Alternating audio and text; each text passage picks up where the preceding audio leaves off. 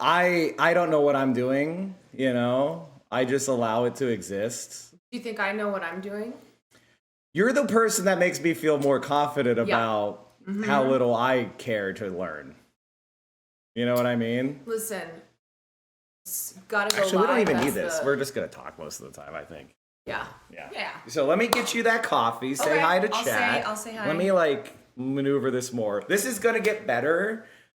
But Hey, I have dude, to say that If it makes you feel better, okay? Mm-hmm.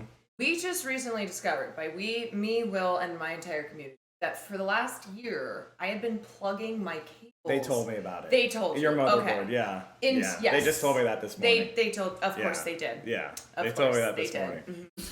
Let me course they did. let me just don't use what this is how scuffed I am. I do stuff like this. What's wrong with that? Oh, I don't know. Feels scuffed to me, but Why? That seems like that's the way you're supposed to do it? I don't know. Oh, I. All right, That well, makes we're sense here. to me. We are Okay. here. And I'm so glad that you're here. I'm going to get you the coffee just to give you like kind of a prompt.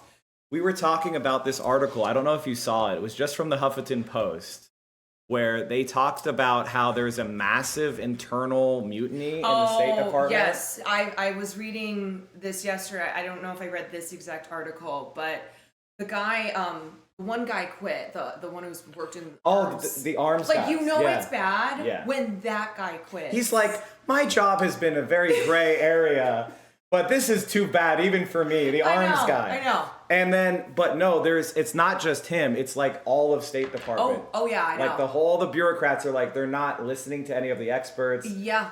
All of our counterparts are hating us. Yeah. We're hurting America's prestige. And Somebody who works for Ro Khanna just quit. His as political well. director. Yes. Yeah. Just so you know what a political director is, chat. Basically, it's a person who handles like your relations with activist groups. It helps you formulate your policy positions. They help you like coordinate with like unions and other very groups. important. It's one of your biggest advisors. Yes. And he just quit. Yeah. He was like, this is totally unsustainable for me. And there's also, I was reading about people in Biden's administration, especially employees, who are saying that they were so proud to work for Biden, which first of all, but now it's like the total opposite, where they have deep shame, but they can't say anything because they're going to lose. If you even express anything.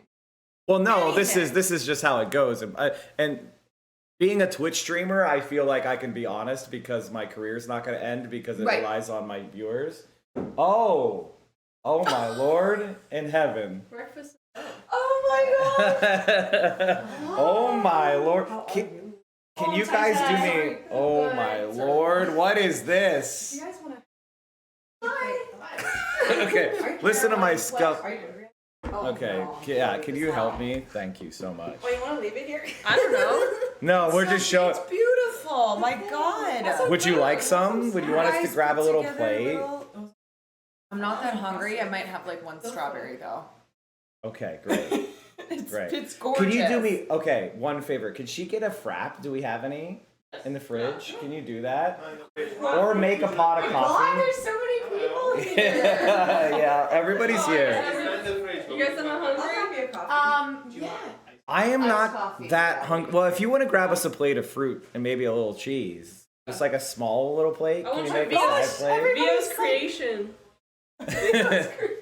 It's gorgeous. It is gorgeous. Vio is It's a party. It's a party in your This is how house. trad wives. trad wife. Trad wife. Like, Yeah. This is how women should be. Yeah. This is how wives should be. You know what? man. She said it. Anyway, She said it. Yes. Israel. It is. This is disgusting. Like, there's so much disgusting news that has come out, but this is just like full mask off. You cannot voice any dissent whatsoever without losing your job. You were saying that As a Twitch streamer. as a Twitch streamer, we're allowed to talk about this issue, but even in corporate America, but especially in government, especially in politics, if you are known as like an Israel skeptic, let alone like a Palestinian advocate, Yeah. that is a career-threatening Oh position. yes. Yes. And it's like being a Republican who believes in gun control. Yes. And thank you so poured much. it into a cup. Thank you, guys. Thank you. Can you make a pot of coffee? I was just about to get close. Oh, we don't have any pods? Fuck. I thought we did. Are you sure? Okay, you're sure. You're sure. We're I buying believe some you. anyway. Yeah, okay, great. Is that okay? Yeah, this is fine. Yes. Thank Can I you. get a bottle of water too for her? This is what mods are for, chat. This is what mods are for. Would you like anything? So this is Bleen and Solio, two of my mods. But they've been with me for so many years that they've risen to the level they've of gone humanity. past being I'm on. mods. They're my friends now. Yes. But anytime they, act up, I say, okay, mod. Yeah. You gotta bring them back down. Yeah. Yeah. It is a You gotta shameful remind thing. them. It is a shameful thing to be a mod. I'm your mod. You are. I don't even remember what. I can't even. Remember I think what you were night getting it was. brigaded one day, and I was like, you can mod Probably. me. Yeah. And you did, and I did something. I banned like one person. And one person. Yeah. Yeah. But anyway, what Yes, was I saying? Oh, yeah. Career-ending move. It's like being a It's- Republican who supports gun control. Yeah, except it's even way worse, and that's why you are seeing progressives who are not only Oh, just man, like don't being even get me quiet about. started I about know. this. Don't You're- even get me you're- started You're about Guy this. Fetterman. But no, here's the thing with Fetterman. Like, I knew him in 2016, and there is no fucking way that this is not a calculated, Oh. disgusting sellout. Yes, 100%. So it's almost like It's bad. that almost makes That makes it worse. it makes it worse. But no, I but think. but the thing is, like, the reality is they're all like that. I know. These I are know. not, oh, thank you. These are not people who are like confused about the implications of their positions. Yeah. They're making decisions calculating the cost and benefit I think sociopathically. when you work in politics, that's something that you very early on is you'll have private conversations with politicians and you know what they believe, but then they are told by their advisors, by their team, what position they have to take. Right. And a lot of times it'll be in total contrast to what they actually believe. But they look I at never polls, cared. they look at I never cared what people's private positions were. And this is one of the things that made me a bit of a gadfly in my political career, because I came into politics in Pennsylvania. I got recruited basically to run for state legislature. And I came in and I was thoughtful about it. And I started thinking about things, and I had life experiences, and I would, write little papers to myself and things like that. And I started to realize, and then I started to meet the people that were actually the mayors, the representatives, and they were fucking scumbags. yeah. And I was like, oh, okay, maybe that's you have to have a certain level of wiggle room there. But then it was like just blatant bribery, like people taking money for charter schools that they knew were garbage, and like hurting their local school district. My God. Oh, zoning. Zoning was like some. Oh yeah, I could That- we could have a conversation about tips, baby. Especially in Chicago, which is just oh my God, the corruption. Well, actually, that's actually really important, because I try to teach people about really esoteric bullshit, arcane, down in the weeds stuff, because that's where the rubber meets the road. And one of those things is like giving tax breaks for real estate developers. And you basically, in effect, create these feudal lords who are ruling over territory like a hereditary ruler. They don't pay any taxes. They actually get paid money by the government to control this area. And regular people see their taxes go up, their services go down, and these people become incredibly wealthy. Oh, thank you so much. No, you can be on the camera. There's no reason to dodge. I learned that through fundraising, where I was really naive about Oh, how God, me politics too, actually yeah. worked until I started doing fundraising. And I was like, damn, it's so easy for me to get maxed out amounts from every real estate developer, and it was never a struggle to have to try and get money, Well, that's the thing about Trump. Trump was always like, Trump would be a huge donor to the Democrats for most of his career because he was a New York developer. And this is kind of how the sausage gets made. And I was oftentimes like, this is curious. This is, and the amounts of money, honestly, were not that much.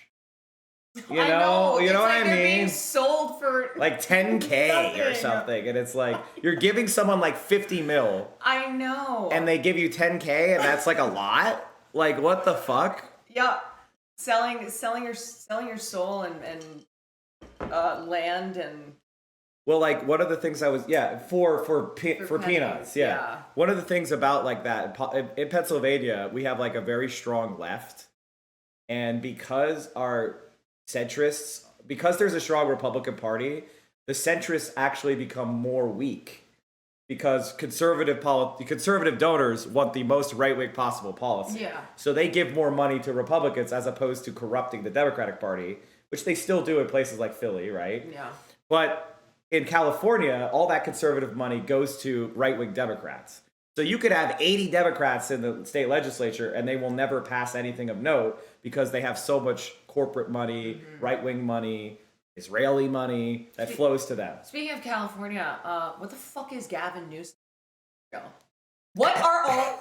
He's trying to run for president. I know. This is so blatant, though. It's so blatantly obvious that all of these people are seizing on this moment to have a big career push, a big push, whether they're in office or they're running for something else. Okay, so I want to give you my perspective, and I'm really fascinated to hear your perspective because as a Pennsylvanian who has the body of a Pennsylvanian, Chad, I look at Gavin Newsom and I'm like, this is the guy at the used car dealership you walk away from. He looks like the guy from, do you know True Lies, the Arnold Schwarzenegger film? Yeah. Where his wife, like, briefly flirts with this used car dealer? That's Gavin Newsom. It's the gel. The slick back gel. It's the really white teeth. Which I could rock that, by the way, Chad. I think maybe I should go the Bill Paxton route. Are you asking me if I think he's hot? I'm asking you, so my point is, only in California do you vote for the used car salesman who's trying to screw your wife for your governor. Right. There's no fucking way he goes to Pennsylvania and he meets Pennsylvanians and they're like, and you're the guy. You're the guy for me. Yeah, I mean, he's there's a slickness to him. I think Californians are a little bit more comfortable with that, is what I'm saying. Yeah.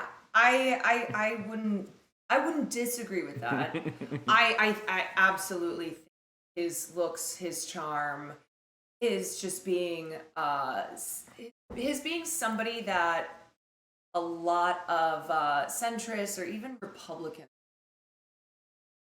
versus and a lot of Democrats as well. I think he appeals to a lot of people, but not to progressives. Okay, I mean, for me, like, when I look at this, and I hate to use like very simplistic formulations, but sometimes they seem apt to me. It's like if somebody's from California, they're San Francisco, California, homelessness, Skid Row, hippie, socialist, California. Like automatically, you are going to get tarred with this kind of like brush that even if you tack right on policy, people are not, like regular everyday Democratic base voters or even like, swing voters like you talk about are going to not even receive that kind of policy mess. That's too cerebral. Oh, he vetoed the, unions could get unemployment during strikes. Like, who is that winning over? The answer is donors. I don't think that's undoing the Californian, Yeah. I mean, energy that he has. It's weird because he did that pretty late strikes. And I think it's when a lot of people started to have strikes outside of, the writers who we had fatigue as well. That's just normal, yeah. Right, but I mean, like, people who are not at the center of it, the feeling I was getting that they just wanted to wrap it up. So I don't necessarily think a lot of people outside of directly affected and who needed some unemployment, would have cared that Gavin Oh, right, Newsom definitely. did that. Well, Yeah. okay, so like this is something that we're getting into all my little side ideas that bother me. Is it's like Democrats never do things that empower their own party and the left in general. So, like for example, when Scott Walker became what happened? Noisegate, something. Wait, what happened? I think there's just a Noisegate Oh, problem. maybe I'll move the mic a little bit closer to you. And He's be like, loud classic, like me. classic Mike never looking at chat. Is that better, chat? Fix your title? What did I say? What did I do? What did I put in my title?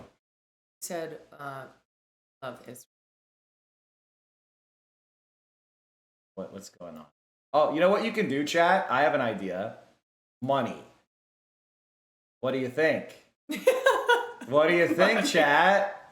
Money and then the Noisegate. If you enjoy, will be- listen. Now that I'm reading chat again. It reminds me that we haven't reached our sub goal. I see so many people in chat without a subscription. And by so many, I mean a few. But if you enjoy Caroline and I having a crossover stream, please consider supporting us. We're also matching. We are. We're Did really you going watch my right- stream and then go matching? I was listening to your stream driving over here, but I did not see your outfit. Yeah, we just were on. This is my we were on the everyday, same that we page. got the Yeah. roses going for socialism. And that's it.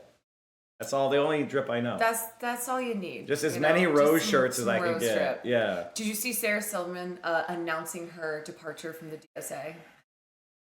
I mean, aside from everything else she's done. Yeah, she publicly was ripping DSA apart and saying how disgusted she was. Ever be a part of DSA again.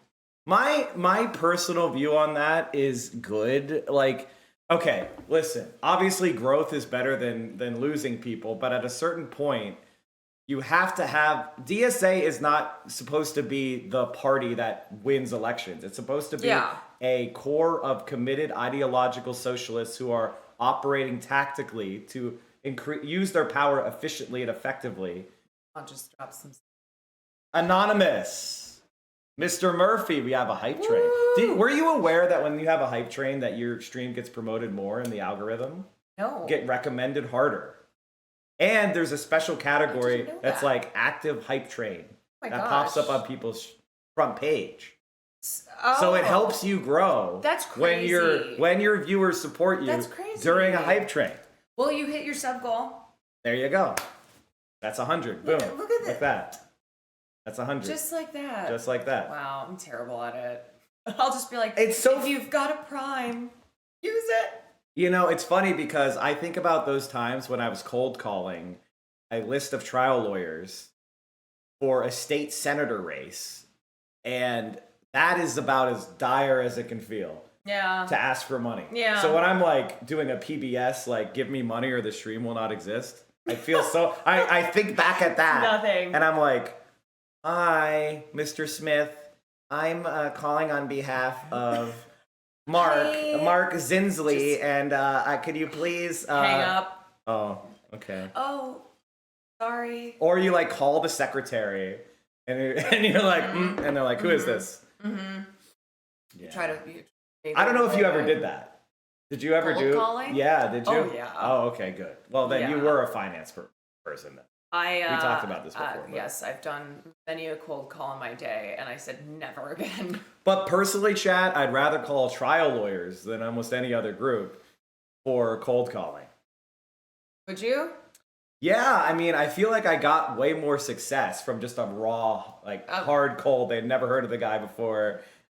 Like, I would actually get people to give me their credit card. Interesting. Is that funny? That is wild. I would Mhm. not have thought that.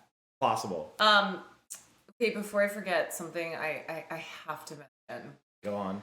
How do you feel about the fact that you're Mike from PA and Benjamin Netanyahu's. Okay. All right, well, my response to that is Pennsylvania has the most left-wing member of Congress, a black woman, Summer Lee, representing Pittsburgh. And she went hard against Israel during her campaign. It was like, I believe in Palestinians' freedom and blah, blah, blah, blah, blah. And they spent millions and millions of dollars against her in a primary and the general. And this is what's funny. So the previous Democrat was retired, was an open seat. And his name was Mike Doyle. And so the Republicans and AIPAC found the guy named Mike Doyle, who was a Republican, and ran this guy Mike Doyle against her, kind of trying to get the boomers to be confused. Right. And think it was the same Mike Doyle. Right. And they There's spent too many Mike Doyles. They spent like $10 million in a fucking congressional race just from the Israel PACs and their allies. But they lost. Summer Lee won. Yeah. So that redeems Pennsylvania. So Netanyahu leaving Philly to go be the biggest scumbag, you know, I feel we are partially redeemed by that fact. Yes. No, I would say you are. I think it's always funny to see people discover that fact on Twitter though. I think like every 10 minutes I'll see a tweet where someone goes, Benjamin Netanyahu's from Philly. Well, Pennsylvania actually is one of the larger Jewish populations in the world. I think it's not. I don't think it's like a. It's not like New York, L.A. No, it's not a. It's up not there. a. I can't believe Philly has this stain on. Oh, yeah, their history. I think it's more so. Wait a sec. This motherfucker who wants to ethnically cleanse. It's not. This Yeah, he's whole from group Philly. of Yeah, of course. people Of course. Yeah, of course. Grew up in Philly. Of course. In yeah. the U.S. I mean, it's the Well, that's same- Zionism, though. Right. It's It's like a colonial project. You see these TikToks of these Zionist psycho serial killers in the making, and they have American accents. And you're like, who's the indigenous one here? I mean, I think like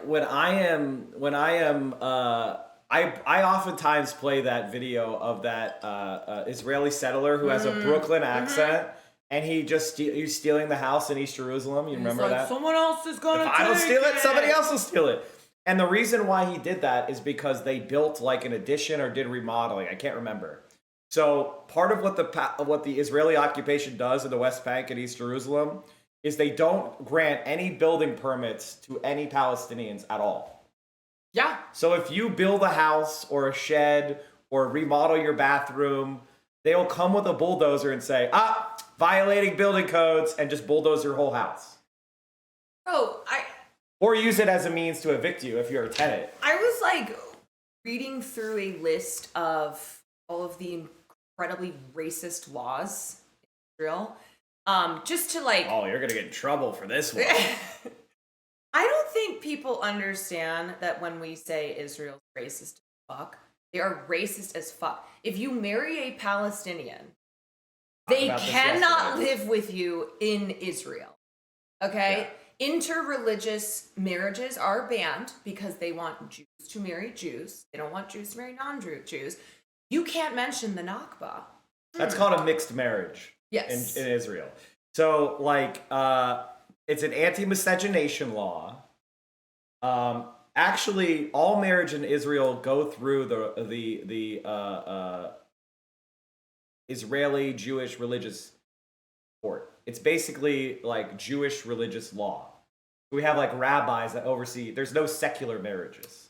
Right. So if you want to marry a non-Jewish person in Israel, you have to leave Israel. Yes. And then then you marry for abroad, and then you come back to Israel, and then they have this concept known as comity, COMITY, where they will recognize the foreign marriage. But if the person's a Palestinian, they will not get a residency permit. Right. So it is a racially exclusionary marriage law. This is fucking Jim Crow shit. This is apartheid shit. There's no denying it. But here's the thing too, when I was reading about how you cannot talk about the Nakba at all. You're not allowed to talk about the events of 1948 that led to the founding of Israel. And I went, what does this sound similar to? Perhaps right-wing politicians like Ron DeSantis trying to make sure that we can't talk about CRT. slavery here. CRT, you're teaching us slavery was Yeah. bad. That's CRT. If the kids learn about how bad America was in the past, they're going to hate America. Yes, if What? white kids learn about slavery, that they will be made to feel badly, and we don't want their feelings to be hurt. So we're gonna just make it not allowed. Like, it's not allowable to talk about. Like, this is the type of stuff that, you know, when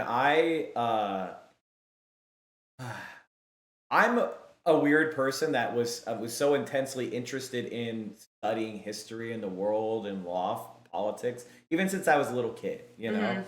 And when you talk about Israel, there's this like perception of it as this largely democratic Western state, you know, it's practically European, Mhm. you know? But in reality, it is a racially exclusionary, violently right-wing, fascist state that is engaged in blatant and open crimes against humanity, that is condemned by the entire world, except for the United States. Yeah. Like, we're the only state that doesn't condemn it. So, and because of our permanent member as this permanent status on the Security Council, we can veto. Oh, yes. We've used our veto power like a total of like 83 times ever, and half of that was to veto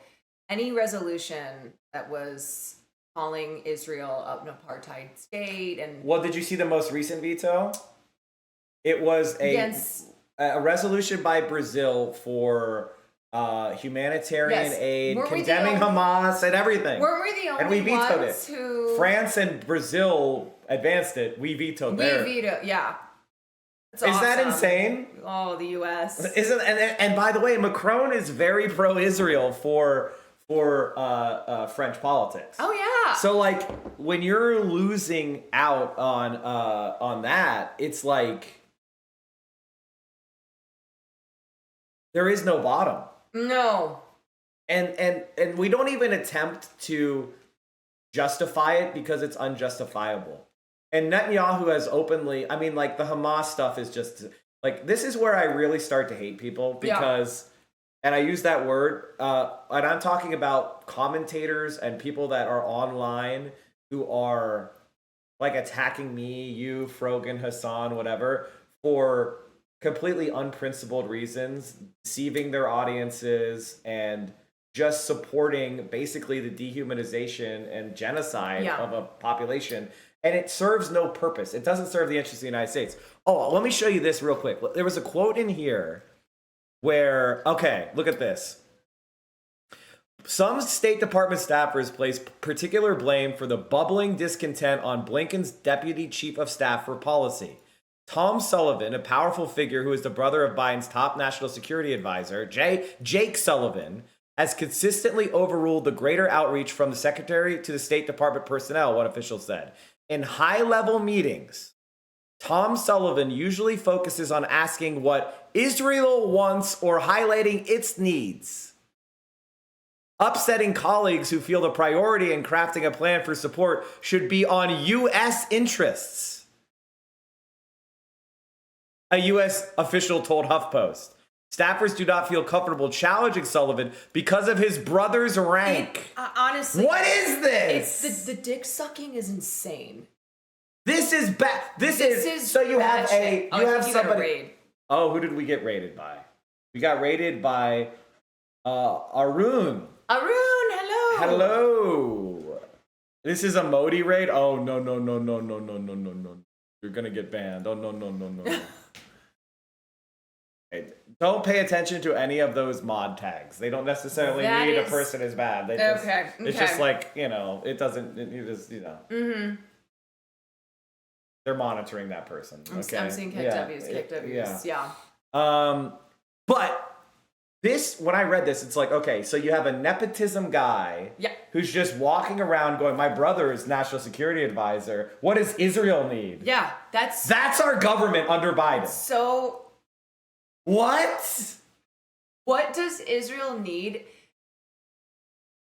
More It's- artillery shells. Did you see that? Yeah. I mean, it's What so the it's fuck? so maddening that like we pay for Israel's help. You know? Like We're 20% of their military budget. we are Isn't that paying insane? for another fucking country. And then in our own country, of course, you know, every excuse is made as to why we can't take care of people here. And yet we just keep funding. It's like when rich people just keep passing money back and forth to each other. And there's people who are in need, but they're like, oh no, my rich buddy really. I This is you 20 know bucks what? more. This is what keeps me in America. Number one is because we have so much wealth and prosperity and resources in this country, and we have the expertise and knowledge. It's just a matter of fomenting a consciousness and a belief, a revolutionary optimism. You know, I oftentimes tell my chat that pessimism is the final stage of liberalism because, like, when you see how fucked up everything is, you see how it could be solved, but you believe for some reason that it can't be. What is the reason? It is a political reality that currently exists. The status quo exists. It's bad, but every problem we have, almost without exception, we can solve. We have the technology, we have the resources, we have the know-how, we have the money. It's a matter of aligning our will with our politics and overawing the people that are putting roadblocks in the way. Yes. And the people, every problem you see, somebody's profiting from. Yes, absolutely. That is what you need to understand. And people will say, there's money in war, there's money for war. Like, the reason why we always have money for war is because of how much people profit off it. And the frustrating thing is, you know, we know that if we were to put money towards fixing the incarceration problem, that, you know, the lack of a universal health care, it would actually be better for this country financially because then of how much money we spend on, you know, prison. And Well, police are on- extremely expensive. Exactly. They But work the for 20 problem years is- and then they right. retire. And you pay a pension for 40 years for 20 years of a police officer. Yeah. And they don't actually solve many. I think the average police officer, chat, makes one felony arrest per year. Oh yeah, they're not doing jack shit. They do nothing. That's the joke where it'll be like cops show up, they go, oh, they're not gonna do a damn thing, especially in the city. But I think the thing that is so Let me see if I real can in this find country is that it doesn't matter if the country will benefit both, you know, socially, financially. If there's like 5 people who are going to make less money, then that thing, you know, that thing that we need is not going to happen. That's what's so fucked up is that it sometimes it's just a handful of people who are making you know, an egregious amount of money making sure that these problems don't get fixed. Yeah, okay. And that's who we're beholden to. Yeah, I can't find that exact data point right now because Google is a lot more shitty than it was 5 years ago because they spam so many more ads. But there's a report from Reuters where it says police are not primarily crime fighters, Well, and they're- according to the data. What is the fucking point of you? Also, according to the law, they don't have to do shit. Well, they have no duty to protect, Right. and they have qualified immunity. So in They other don't have words, to do so in other anything. words, they don't have to protect you, but if they kill your ass, They're protected. they don't get Yeah. any punishment. Yes. So why would the incentive be to put themselves in harm's way? They don't. Right. Have you ever seen Napkin Man from Cracked? Okay, this video is one of my favorite videos because it basically talks about there was this serial stabber in New York in the subways. Okay. And he was just going around and like stabbing people. When was this? I want to say it was like 4 or 5 years ago. Let's see if I can find this. This shit is crazy. Why the cops won't help you when you're getting stabbed. We can hear it from my. This is If wild. you've ever been on the internet, I mean, you're here right now, you probably wound up in the comments section of at least one article about a mass shooting some other kind of killing spree and seen dozens of assholes make comments like, Dude, if I was there, I would have totally stopped that guy.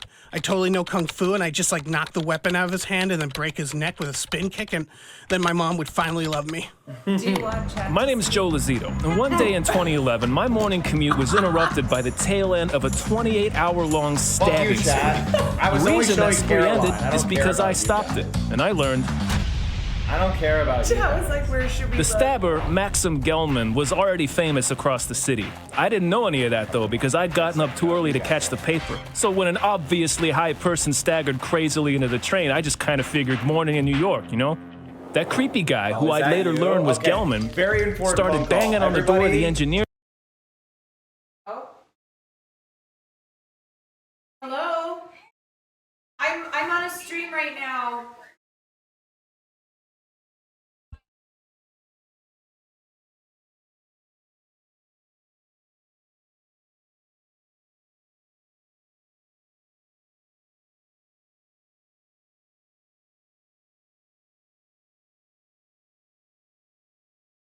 Okay, I'm muted. No one heard. Oh, it wasn't a big deal anyway. Yeah. Okay, so showing chat. I'm showing you this because it's a very good piece of agitprop. If you ever have a conversation with someone, you'd be like, okay, just here, take a look at this. Yeah. Because for some reason, when a video says it instead of you, people tend to listen. It's amazing. Yes. Yeah. So they'll I've listen. noticed that over the course of the years. I've learned that the last year is when I will just be talking. I go, you know what? Fuck it. I'm just going to show you a video where someone says the exact same thing. Yeah, it makes you sound so much more credible when a video says something. Mm-hmm.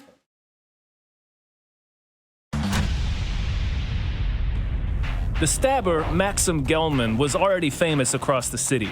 I didn't know any of that, though, because I'd gotten up too early to catch the paper. So when an obviously high person staggered crazily into the train, I just kind of figured morning in New York, you know? That creepy guy, who I'd later learned was Gelman, started banging on the door of the engineer's compartment. Let me in. I was sitting right by the door. The only thing separating the engineer and myself was a wall. It turned out there were two cops on the other side of the door, lying in wait in case Gelman hopped on this train. I found out later they'd recognized him, but they didn't charge out to stop him. Instead, they asked him a polite question. Who are you? I'm the police. You're not the police. You'd expect two armed cops to, I don't know, maybe do something about a wanted fugitive spree killer that they were on the train specifically to arrest, but they stayed put. So Gelman walked up to me, whipped out an 8-inch knife, and told me, You're going to die. then he stabbed me.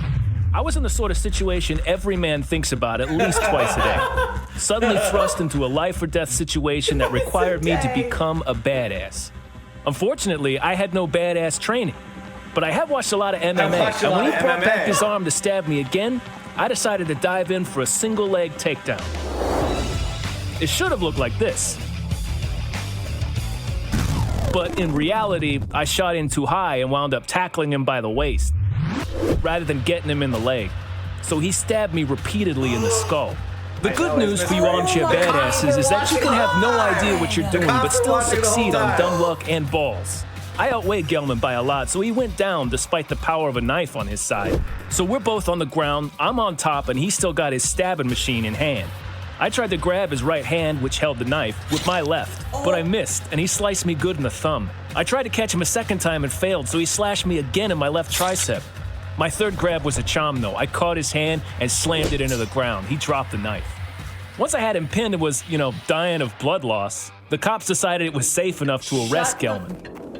Next thing I remember is a cop tapping me on the shoulder. You can get up now, we got him. I thought that was being charitable, but at the time I didn't exactly feel argumentative. There was no pain yet, just this warm feeling from the blood gushing out of me. It was like standing in the shower with warm water spraying the We top got of your him, head guys. and We flowing got down him. the back of your neck. And again, when Ladies you'd and expect gentlemen, the police to jump to my got him. aid, they didn't. None of them even touched me. The only guy to render aid was another passenger, Alfred Douglas, aka Napkin Man, because he staunched my bleeding injuries with napkins. I think Napkin Man probably saved my life, but at this point I'd been stabbed roughly all the times a person can be stabbed while remaining conscious. And so I passed out. When I eventually came to in the hospital, it was kind of frustrating to realize that none of the early coverage mentioned me or Napkin Man. The police gave all the credit to Heroes! They're heroes! They took credit. They let this guy get stabbed nearly to death didn't help. So I show this because he ended up suing the NYPD because Yeah. To the And what do two you think officers happened? who'd been in the subway train with me. Only neither of them actually even left the booth until I disarmed Gelman. During the grand jury hearing, one of the cops testified, I started to come out, I opened the door, but I thought Gelman had a gun, so I closed the door and stayed inside. I can see how in a stressful situation you might mistake a knife for a gun. But also, that kind of makes it more infuriating. If you, Mr. Cop A. Policington, thinks this insane, drug-addled murderer has a gun, and he's sitting on a train bound for Times Square, don't you want to stop him at all costs? So yeah, I decided to sue the NYPD. The first case I brought got dropped, so I acted as my own lawyer for the second case and finally made it to a judge. The judge said, Mr. Lozito's version of the story sounds highly credible, and his version of events rings true. but I still lost the case. Here's how that was justified in its original legalese. No direct promises of protection were made to Mr. Lozito, nor were there direct actions taken to protect Mr. Lozito prior to the attack. Therefore, a special duty did not exist. It turns out there was a major piece of legal precedent in my way. In 2005, the Supreme Court ruled on Castle Rock v. Gonzalez. In that case, a woman sued the Castle Rock PD after they failed to respond when she complained that her estranged husband had violated a protective order and abducted their kids. He eventually murdered them. The Supreme Court ruled in the police department's favor. It turns out it's literally not their job to protect people. So to the internet badasses who are about to comment on this video and claim they totally nailed the takedown, you should make a note of a few things. First, my insurance had me in and out of the hospital in 2 days. And the hospital didn't give me any AIDS or hepatitis tests after I'd been stabbed with a knife that had stabbed other people. Apparently that's not medically necessary. Second, if you ever get the chance to confront a dangerous armed madman, don't trust in the police having your back. Don't expect to get the credit, and hope like hell there's another napkin man waiting in the wings to help you. So like I show this my because God. you know I could talk about how Castle Rock is, but this is very entertaining and really well made. So I love this for educational purposes. But like this is the situation that we have is we have a police force that's completely unaccountable. We have a State Department and a president that's focused on the needs of the fascist government of Israel. The other thing to understand is that within Israel, Netanyahu is seen as like far right. It's yes. they tell what marketers come. And like Biden is actually undercutting the left-wing Israelis who want to have a peace process, Yes. who want to end this conflict through some liberal means. He's actually making that not possible, and he's empowering Netanyahu, who just had huge protests in opposition to him trying to basically pack the Israeli Supreme Court. Yes, that's why like Trump, of course, got along Okay, with we Netanyahu. could go back to Big Us now.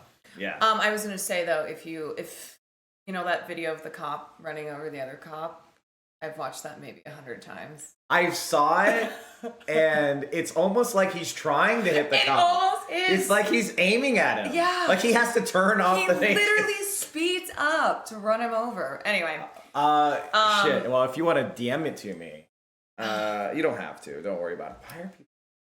Okay. what was I gonna say? Yes. So like, just even the image of Biden hugging Netanyahu, who is a far right fascist, and it's like Biden, even though Netanyahu is not in our government, that is you, the U.S. president, hugging one of the most bloodthirsty fascist leaders currently alive. I think the one point that I really think is important is part of leftist analysis is not just being mad about conditions or whatever, and pointing out what's wrong. It's understanding why the bad things exist.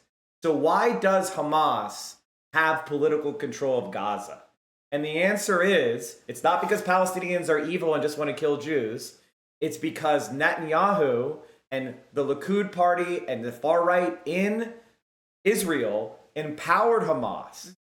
And it's been openly like, hey, you want to block a Palestinian state? Give money to Hamas. Give support to Hamas.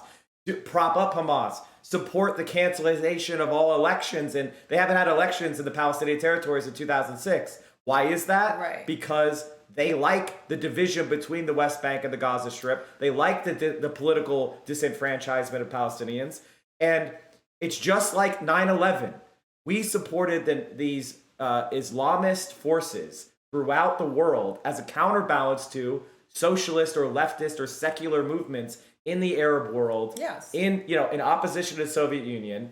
And we funded this. Like the Taliban, this is something that's very interesting, and you could Google it and confirm it, but the textbooks for the madrasas in Afghanistan, from the Taliban, were written by the American government in Nebraska, specifically to inculcate violent lessons to children, to inculcate the ideas of like martyrdom and fighting wars with infidels and the lack of, anti-pluralism. That's not something that just popped up organically in the Islamic world. That was the United States of America's policy to promote that as a strategy to oppose pan-Arab nationalism, to oppose socialism, to oppose decolonialism.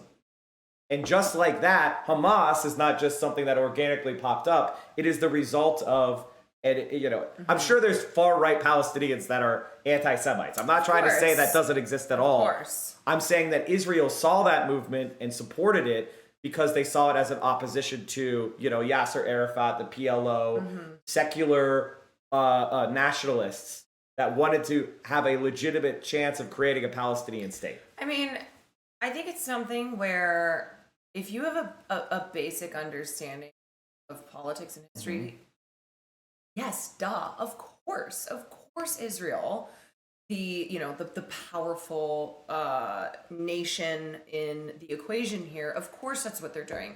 That's what the United States of America does. Even, look no further than how much money and how every single time there's a progressive running against a Democrat, that the Democratic Party, which has I know I'm saying things that obviously you know, but yes, like this is how it goes. Just because someone just because a party has a liberal tag associated with them, or is not a fascist by name, doesn't mean that they are not also advancing those interests. They're just doing it in a different way. What's the saying where it's like, someone said Democrats just sit by and watch the suffering happen, and what is it? And they're like, oh no. Yeah, liberals think that politics is to bear witness to suffering. It's to bear witness to suffering. Yeah. They don't believe in actually addressing it. Right. They just want to be like, oh, this is a shame. I feel your pain. Yeah. I feel your pain. My heart breaks for you. Blah blah blah. It's virtue signaling as opposed to actual help. Yes. And sometimes, I don't know, sometimes it's more frustrating and sickens me more to see people who act that way while protecting the interests of fascism, rather than just like open fascists who go, yeah, I don't believe that these people deserve equal rights. You're like, okay, at least they're saying it, like they're not trying to hide that fact there. I mean, you're familiar with this, but Martin Luther King Jr.'s letter in the Birmingham jail, when he was arrested for supporting, I believe it was like a sanitation worker strike, he wrote a letter and he talked about white moderates. And he basically said that people of lukewarm acceptance is more bewildering than outright hostility. Yes. He thinks that the white moderate was more of a stumbling block to progress than the Ku Klux Klaner or the white citizen counselor, because, they're always trying to set a timetable for another man's freedom. This is all his quotes, right? Like if you see that Jim Crow is wrong, if you understand that black people and white people are equal, how can you possibly tolerate another 20 years of that? We should have liberation now. If you believe in white supremacy, your opposition to equality at least has a logic to it. But if you understand that white supremacy is baseless, if you understand that Jim Crow is evil, how can you stand idly by and do nothing? And I feel the same way about so many people, honestly. It's very frustrating. Like, whether you talk about every major issue we have, all the solutions are direct and easy, actually. It's like homelessness is solved by building high quality social housing that's socioeconomically integrated. It's not just a slum where you put poor people, but middle class people can live in it. Poor people can live in it. It's just you build housing that's not for profit. Right. And, you solving climate change. It's directly funding the energy transition. It isn't carbon taxes. It isn't tax credits. It's saying we're going to invest money in building XYZ to get renewable energy. Solving, our transportation issues. It's not a federal tax credit for electric vehicles that are less than $80,000 as long as you make blah, blah, blah. It is building high-speed rail and building it and committing to a national project and doing it. It's not, and that's what's so baffling about talking to liberals is just like, why are you calling for a single, slice of bread or crumbs when we know that will not work? We know the Paris Climate Accord will not solve climate change. So what is the point of advancing that? It must be so exhausting to be a person who goes, oh, this is terrible. There's nothing we can, what can we do? But that's about just not it? even true. We can do it. Right. That's the thing. It's very crazy. Every single thing you just mentioned there, in my head, it was like, transportation, and then thinking about the airline lobby blocking the high-speed rail in Texas. Like, every single thing you mentioned, my brain conjured up every time that lobbyists and politicians got together to But that's how you know what you're talking about. Because you understand that just because something makes sense and is doable doesn't mean it's going to happen. Right. Because there is an incumbent, as we said before. Remember we said, chat, whenever there's a problem, someone is profiting. Okay? Like, we have homelessness because there are real estate developers and landlords that are profiting from a profit-centric model of housing. Where if your housing doesn't make them a certain percentage return, it's not going to get built. It will not exist. And so the solution is live in a flop house, live in your car, live in a tent. We don't give a shit. Yeah, I think people are always surprised to find out that, like, half of people who are homeless have jobs. It's more in California. But And it's more in California.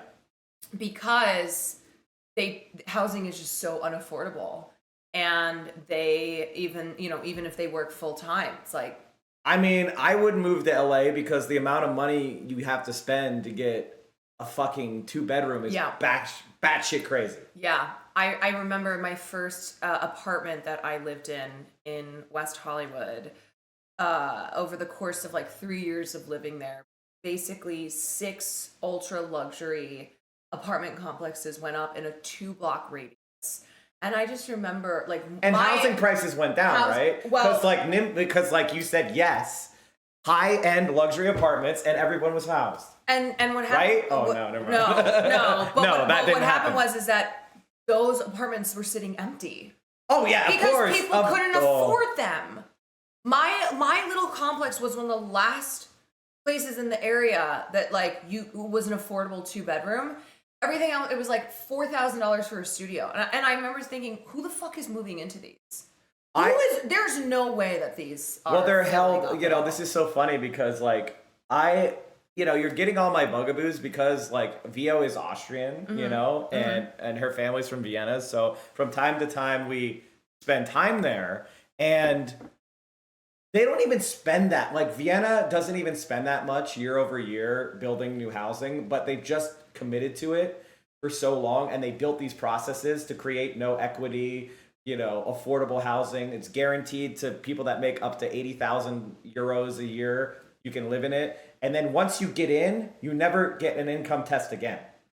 So it's 80,000 to get in, but once you're in forever. Yeah, I remember her telling me that. And it's crazy. And it's the rent is $500 a month or $600 a month. And it's this 3-bedroom, and you get or if you're when you're 18, you go to the front of the list. It's they have a 2-year list to get on. The rules are you have to be in Vienna for 2 years. But if you're already in Vienna and say you turn 18, they will put you to the head of the line. You'll get into an apartment in a couple months. Yeah. And it's subsidized. And your rent will be like $200 a month. Like, and so people get out and they live their life, and it's just considered to be normal Yeah, they're not having to put aside a third to a half. of their income every month, right? Plus more now. Like, There was, by the way, not to jump on you, but if you want to read more about this, actually the New York Times put out an article, which I think is very good if you have like parents that like that. It's called like Renter's Paradise or something. Like, oh, you mean Vienna parents who still is- say if you stop buying avocado toast, you can buy a house too. Yeah. Renters Utopia. And this is a really long, in-depth article. And again, this is all public housing, like as you're seeing, like, you know, this stuff is incredible. You know, like it's not just like a room.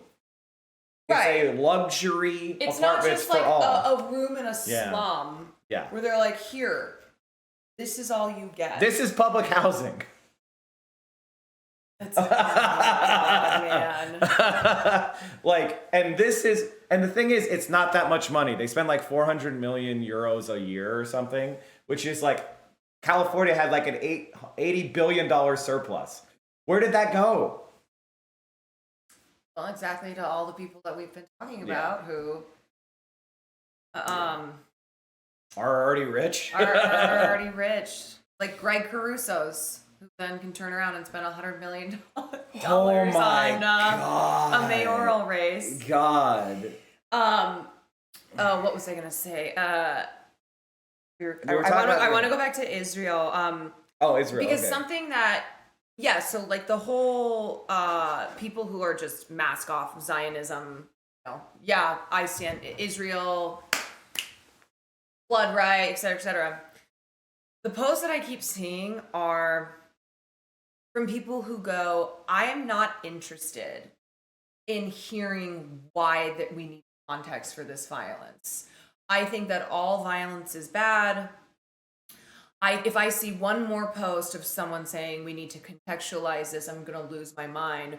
Why can't we just agree that killing civilians is bad?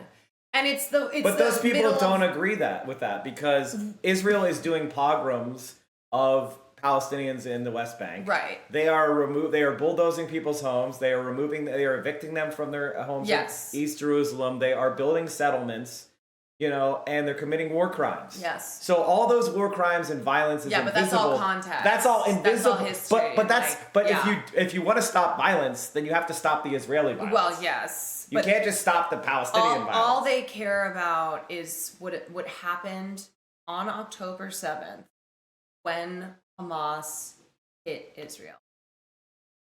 That's all they care about. It's just that moment, and then they've already moved on, you know, and that's how it works with these people. Yeah, I mean, I think that one of the things that, you know, is always an issue with talking to people is trying to understand how they came to their understanding of whatever you're talking about. Mm-hmm. You know, whenever I'm in real life with someone and I start talking about politics, the first things that happen is I'm just asking questions. And I try to put on an air of unbiased or unbothered, or, you know, not necessarily, I'm known for being more evocative and expressive. But when I have these conversations in person, I want to know where the person is coming from so that I know how to get them to engage their frontal lobe as opposed to engage a identity or an emotional expulsion, which oftentimes what people are doing. And when you're talking about, like, listen, when I think about this Hamas attack, I know that a lot of people are coming from the place of putting themselves in the shoes of, for example, the concert goers. They imagine They themselves. see themselves at a rape. Right, And in at all a rave, honesty, I would, yeah. You see what I mean? not that I would ever excuse this just, you know, lived up shit, but we are a country where we get gunned down. at raves, in churches, in school. You know what I mean? Vegas had a concert yes. where a guy had a whole arsenal in his room, and there was a country music festival, and he just rained automatic fire on it and Yes. killed like hundreds of people. So I understand that hearing that young people were murdered at a rave, to your average American who doesn't know anything about Israel, doesn't know anything about Palestine, they are going, because of our collective PTSD here, because we are the country of mass shootings, where you can get gunned down at a rave. That's what the emotional response is. They compare Hamas to kind of a spree shooter. Yes, They don't think of Hamas because as they a think it resistance happened force. randomly. Right, they think it happened randomly because the guy had some sort of bullshit grievances. He didn't get laid or whatever it is. Right. And That's he's thoughts and mentally prayers, ill. exactly. Yeah. Why would we talk about political action? Why would we look at any root issues Why would here? we care about what the gunmen say they're doing it for? Right. We should just ignore them. Right. Doesn't matter. They have an entire fucking manifesto. Well, where they like talk about and I think when we talk about that, what you're saying with the way that people associate themselves with gun violence victims, because that's our anxiety, I think you're exactly right. Like, you're dead on accurate, because conversations, I don't want to see gun battles at raves, which is why I believe we should have a unified one-state solution, a pluralist democracy, a liberal democracy, not a ethno-state, No. not a fascist displacement, not a Islamophobic, racist concentration camp, open-air prison. And fundamentally, what makes the problem intractable is not Palestinians, it's Israelis. Israelis do not want to accept Palestinians as equal citizens. They do not want to have Arabs who live in the area known as the occupied territories be able to vote for their own politicians and policies. That's what it is. They have a Zionist state, means Jewish citizens are in a superior position to all other citizens. Zionism is That's what it means. White supremacy. Yes. Yes. In effect, yes. What do you think has been the most challenging thing? Obviously, your stream is your community, so most people are going to an agreement, I would assume. What do you think has just, though, been the challenge in covering this stuff the last week? Well, I think my responsibility, like, for example, what happened with the hospital bombing. And the hospital bombing, we still do not know what happened.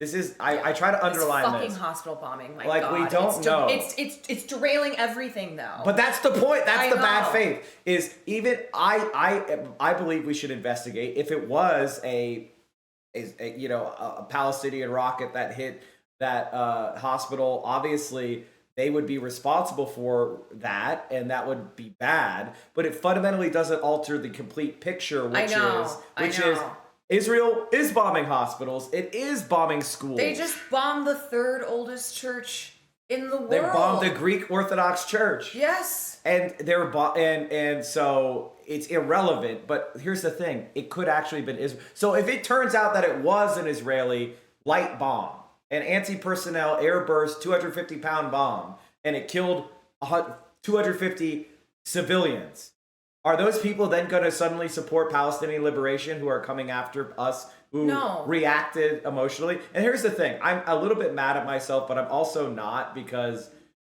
I have adopted the position of the fog of war. Like, when I heard about the baby beheading thing, or or heard about like mass rapes, I said at the time, fog of war. This is sources is a belligerent. And I taught my stream about, in a war, the belligerents are lying 24/7 for their advantage. It's the point. That's what happens in wars. So when you, as a third party, are evaluating the information, you need to be skeptical. You need to be waiting for independent confirmation. You need to be looking for direct evidence. You shouldn't take the word of any belligerent, even if you think that one side is bad over the other side. You need to have this kind of objective view so that you could be an informed political agent rather than just someone who is being tricked. And so it turned out that babies being beheaded story was bullshit. It turned out that there may have been individuals who were assaulted, and I would never deny that. It's just the idea of like Hamas as a ravening horde of, you know, they had ISIS-style beheadings of babies. That never happened. Right, and the thing was, it's like dead babies are dead babies, right? Babies have died, of course, on both sides, Right. And unfortunately, disproportionately Palestinians, because it's been going on for decades, and Israel is just so much strength and military power. It's fascinating how Palestinian babies are not really considered important to Right? note, No, you they're know? not. Well, yes, but the thing was is that whether the beheadings or not, children are dead. Babies have died. They keep dying. So to take it that step further, to be insidious in creating this image of 40 beheaded babies, which I'm not laughing because that's a funny image. I'm laughing because it's just absurd. It's absurd. Yeah. And to do that, to stoke fears and racial hatred, which is what we do, so that people were so clouded to everything else, and all they could picture, all they could think about was 40 beheaded babies. So Correct. it didn't. So like, the point I'm trying to make is that dead babies are dead. It's a terrible, horrible thing that should never happen. But for then the powers that be to go past that, to try to make it worse, to try to like amplify this image of. Well, it's to get you engaged emotionally. Yes, that's exactly what it is. It's to manipulate you. So it's not enough to be like babies are dying. It'd be like 40 babies were beheaded, because that's an Instagram slide with a candle. 40 beheaded babies by Hamas that then gets shared over and over and over again, rather than just like babies and women and men have died in this attack, et cetera, et cetera. It's like, no, you gotta have that specific image that sticks with people, and that's all they care about. Yeah, well, no, exactly. I think the reason why people went with that story because It's marketing. because it involves like a sort of type of disregard for human life and depravity, which is like if we're in a war and you're shooting at me and I shoot at you, and then a stray bullet goes and hits a baby, that's terrible, that's a tragedy, but there was no intent. But the reason why you say beheaded babies is because that means that Hamas intentionally destroyed the innocent, and that makes them depraved heart murderers, as opposed to a military conflict with unfortunate collateral damage. Yeah. And that's the only way you can equate Hamas with the IDF, because if you just count the baby corpses, the IDF is the super baby murderer. The super baby murders. So yes. you have to create a myth that in some ways makes Hamas worse than the IDF, even though consequentially the IDF is killing far more innocents. So you have to pretend that Hamas is this rabid dog that if they are allowed to gain in power, they're going to murder far more babies than IDF could ever murder, because they're so depraved. Right. And that is an effective propaganda tool. I mean, it's the same thing where when bombs are dropped, the reason why we have decapitation is because the power of these strikes. It's like, I don't want to be graphic here. But your body flies apart. Your body flies apart. Yeah. But the thing is in reporting on that. Damn OLEDs. Oh my gosh, I haven't even watched this yet. Oh, I watched it yesterday. You watched it yesterday? I watched it right as it got released, and then apparently they like shut it down for North America. So I was the only person in the world that had it, and I was streaming it. No way. So I had 11,000 viewers for while I'm watching it. Shut the fuck up. That was my most popular stream. That's incredible. Based. Holy shit. But anyway, I was going to say, like, I wouldn't emphasize Israel is decapitating children. I wouldn't try to, like... Because you're an honest person and not bad. I wouldn't be, like, focusing on having people conjure up this image of IDF soldiers decapitating, like, cutting off kids' heads. But I would say these airstrikes have left, 1,000 children are dead. decapitated, their bodies blown apart in the streets, because that is what carpet bombing does. That is what happens when you bomb a condensed, an area where it's packed and extremely condensed. But I wouldn't, make some little Instagram slide. Israel just decapitated however many kids, because to me, that's not what I need to, as someone who's trying to do the work here, to advocate for Palestinians' freedom and to get people to wake up to the But you're not a brutality of Israel. fascist. You're not a fascist. So like a fascist requires dehumanization. Right. It requires kind of turning groups of people into something that is animal-like, so they lose that level of consideration that you can employ exterminationist methods. And that is why you would never do that, because even though you disagree with the Israeli moves, you still see them as human beings fundamentally, and you think they're misguided and they need to be corrected and they need to be, brought back into the world community and act properly. But you don't want to see Israelis wiped out. Yeah, but they want to see Palestinians wiped Yes, out. So that's why they do what they're doing. Absolutely. It's genocidal rhetoric. Yes, and I try to stay away from emotional manipulation in that way.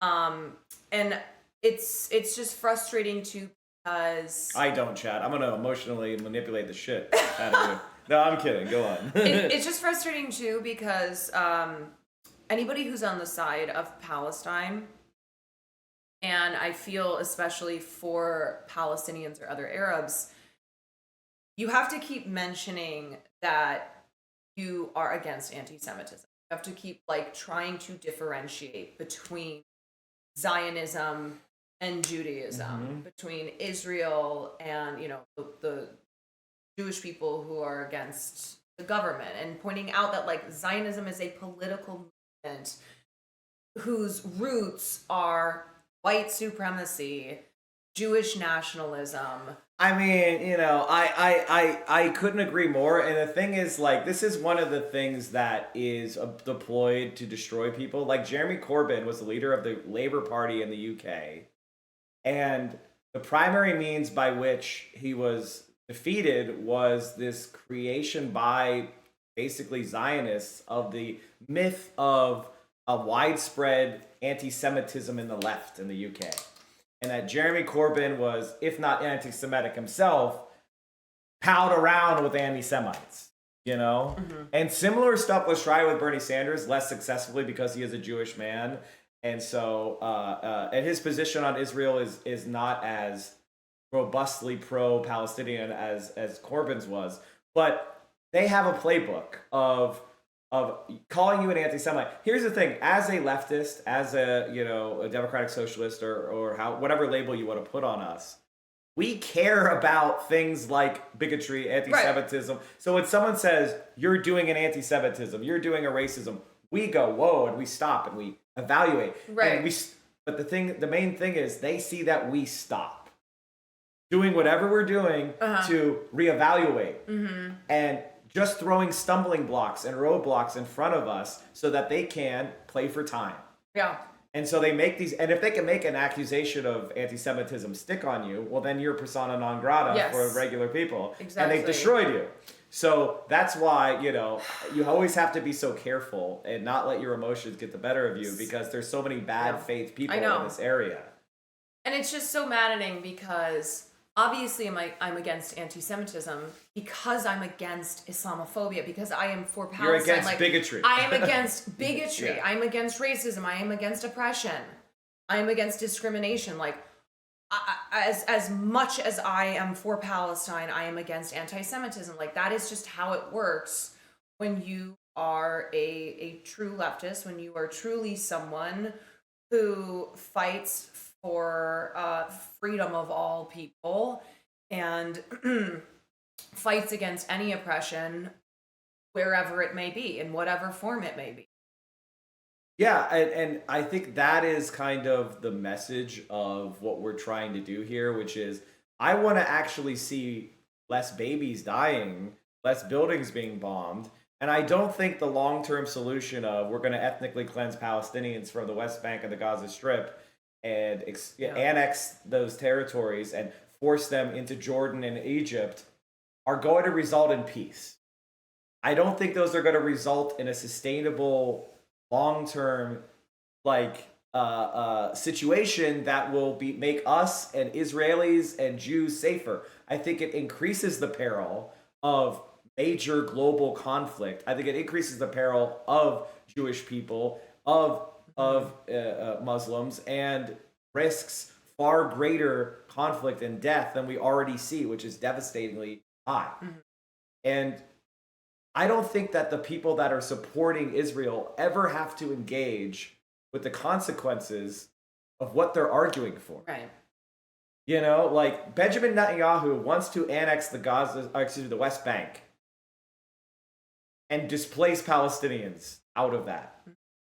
You know, the far right in Israel sees all of, the Sinai, Jordan, the Golan Heights, parts of Lebanon, parts of Syria as part of greater Judea.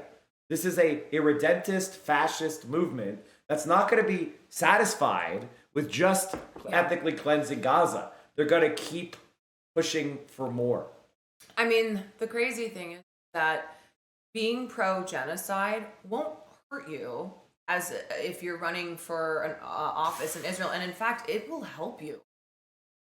With Netanyahu, there was this Netanyahu and this coalition. They were both pro settlement. They both were pro the status quo as far as treatment of Palestinians. There isn't and the reason why that is they have impunity. Mm-hmm. They feel like the United States is endorsing their behavior. There's no consequences. The president won't even possibly discuss their crimes. The United States will veto any resolution in Security Council. It will ignore any General Assembly resolution that points out the crimes. The peace process has been dead since 2011. And where are all these people standing with Israel? Where were they when they shot a bunch of innocent, unarmed Palestinian protesters in the March of Return? Snipers killed an American citizen. There is nobody seems to care about that violence. Oh, no. And now, and the only reason we even are talking about it, and this is the cold hard truth, is because Hamas killed Israelis. That's the unfortunate reality, is that if this were just a week of Israel bombing Gaza and killing Palestinians, it would not be breaking news like it has been. Thank you for all the support, by the way, Chad. I know we've not been engaged with you guys as much as normally we would be. I'm trying to read chat. I frankly is this too my small? Eyes. Is this too small too? It's just lack of sleep. I just have blurry vision. But I know people are hanging. Yeah, we got 4,200. We're doing pretty good. Nice. We're doing pretty good. I've just been really another thing that what are your bugaboos that are not Israel Palestine? Oh, okay. Did you see George Clooney and a bunch of rich actors pledging $150 million incentive to end the strikes? They're gonna pay so that the strikes will end. Oh, I didn't even see this. I meant to ask you about the strikes. Oh my God, we haven't. Yeah, we've just been passionate about something. Israel. Yes, well, I mean, it's all also related because of how many prominent Hollywood members are publicly supporting Israel even now, given the disproportionate violence that they have enacted on Palestine. I said on stream a couple days ago, I was like, it's crazy that actors and writers have been on opposite sides of the CEOs because of the strikes, and the one thing that has brought them together is being pro-Israel.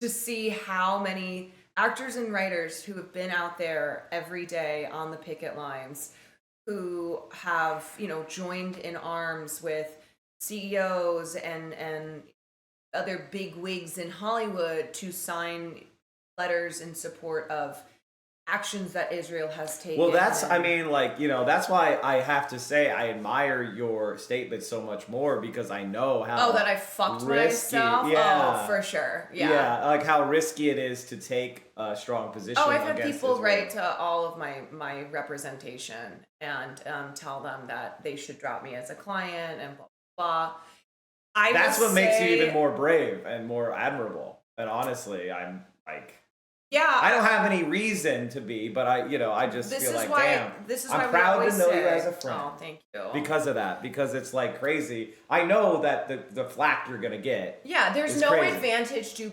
being pro-Palestine except for having a clear conscience, except for like, you know, the moral, You mean having integrity? having integrity, Yeah. having humanity, but otherwise, like, no, there is no personal benefit as far as career, Oh, yeah, as far yeah. as, you know, all these other The things lefties go. are just flooding you with money. Exactly. And it has Yeah. not been lost on me that myself and anyone else who is an actor, a writer, or works in Hollywood, who is vehemently on the side of Palestine is fucking themselves over when it comes to. Well, gosh, I hope not. I mean, I'm not naive though. you Yeah, know? yeah. You know? And well, I mean, as long as okay, I didn't mean to like cause stress for you. or anything No, by it's bringing this it's up, but okay. just, And it's not something that I want to like people to think I'm some martyr or. right.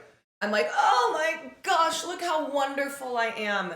It's just the unfortunate reality, and it's why a lot of people haven't said anything or are like Simu Liu signing the letter in support for Israel when he's a fucking ambassador, Canadian UN or whatever his ambassadorship is, but. Well, I mean, I think like a lot of people are, gosh, how do I even put this? I'm trying to find the words, but it's just like, UNICEF, yes, thank you. like, it's just people who are